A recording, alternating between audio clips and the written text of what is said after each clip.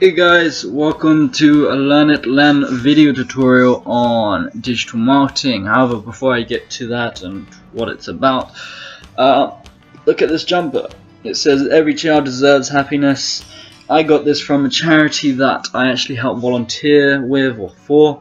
Their name is Solidarity Sports. Please check it out in the links or description below. It's a great charity. They help with disadvantaged children, so please do give it a bit of a check up or look.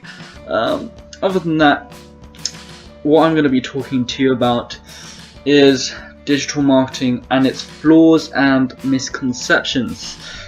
That is 5 flaws and misconceptions, things for you to consider before I start teaching you how to be as good as me at digital marketing. Not to sound vain, but if you already checked my Twitter and social media accounts, I already have a total of 10,000 followers.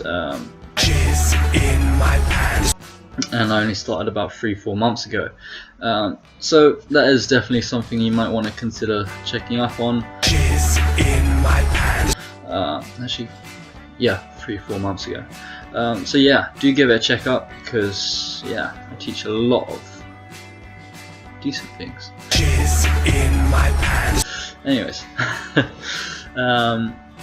watch this intro. Hope you enjoy. Don't forget to hit subscribe, by the way, if you haven't done that by now. Hit it.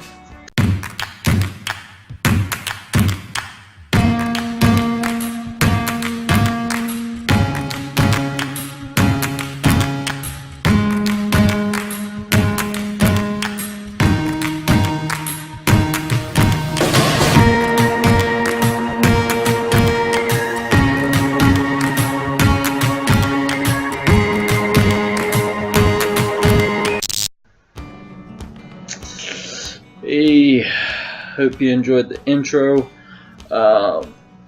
So, what was I saying? Okay, the flaws and misconceptions of digital marketing.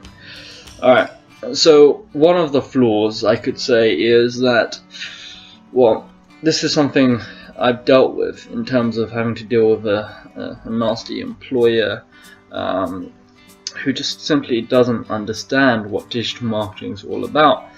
He thinks he does, but the thing is about digital marketing is that it's not something in which you could simply rush, and it's not something that can be easily put, into numbers. For instance, what I mean is, just because you've got a high ratio or high number of followers or stuff like that, it doesn't mean you're going to get loads of people buying your product, for instance. Alright, so a very big misconception of digital marketing is that if I have 100,000 followers on Twitter, it doesn't mean I'm going to have 100,000 people buying a product from my company, for instance. Let's say I was selling cloth or something like that, or like a foam kind of padding bit, whatever this is, polystyrene foam padding, whatever. It doesn't mean that 100,000 people sorry, I got a bit distracted, I'm gonna buy one of these. In fact, you have to be realistic in terms of selling a product online. You have to think about how many people can you get from Twitter, for instance, to buy your product, and realistically I would say maybe 5-10% of people would even think about buying your product, and out of that 5-10%, only 2.5% would buy your product. So only 2,500, still quite good, that's still good, better than nothing. But once again, it doesn't mean just because you've got high figures straight away those high figures will show. It's about getting people that are good enough, or followers that are actually worthy enough to actually buy your product. You also have to think about who you market out to. Just because you sell, for instance, a mobile phone, it doesn't mean that you know, everyone that looks or follows you on Twitter is going to think, I need to buy that phone, you know, I'm going to buy their phone or whatever, unless it's iPhone or Samsung. In that case, it's a bit of a different story, but that's partly because they have billions of people wanting to buy their product. So, you know, there's a slight difference, but like I was saying, the biggest misconception is that followers or how many people that you have on social media in total doesn't equate to how many sales you make or how much money you're going to make from it. And that's the thing, a lot of figures are exaggerated. You don't want to get into that kind of false idealism where you think, oh okay, well, you know, I'm going to make loads of money just because I've got like 50 followers on Instagram, and you know, all of them literally want to go, you know, buy my product. It doesn't work that way, unfortunately. I wish it did. That way I'd be loaded, but I'm not. Anyways, part 2. The second one is, or second flaw or misconception is, basically you can get followers quick. Well, it depends. For instance, some people would use certain applications to get a mass amount of followers, but it doesn't mean all these followers are actually real accounts or real followers. It just means that they're following you because they've signed up to something and then you just managed to get them by chance, and now they want to unfollow you next week. No. Definitely one thing about social media for sure, for which everyone finds hard, is to get loads of followers, and followers that actually care about what you have to post.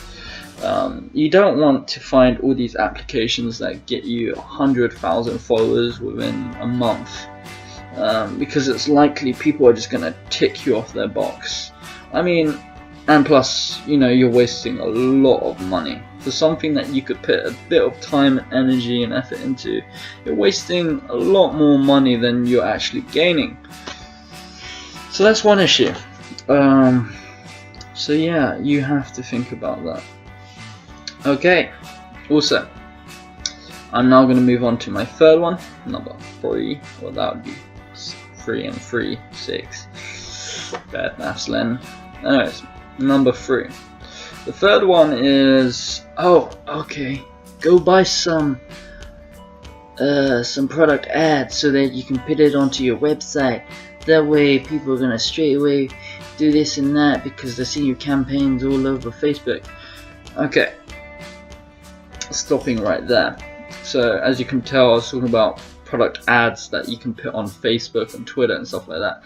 These are basically ad schemes that they want you to kind of invest, for instance, a good 100 quid a month, for instance.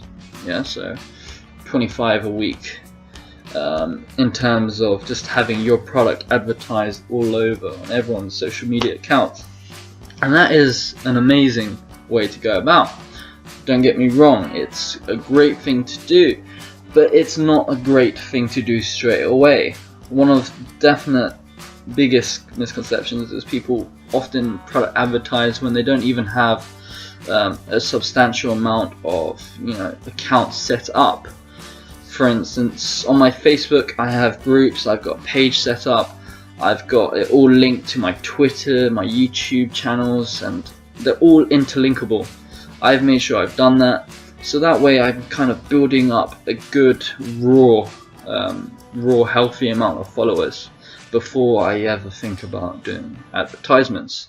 The reason being is a lot of people actually invest in advertisements online even though they only have 2 or 3 people who are able to review their products or simply, you know, invest their time into what you're all about. Now imagine this, you go, that looks interesting as a company. You go and check out their social media accounts and, you know, let's say you go to review their product and then you realize, well, it's got 1 review on their account. And I went through this from their Twitter account, for instance, and I only saw that they only had 1,000 people buying their product. Bad example, but you kind of know what I mean.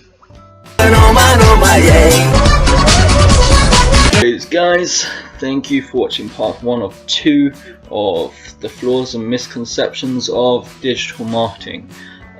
Please don't forget to subscribe.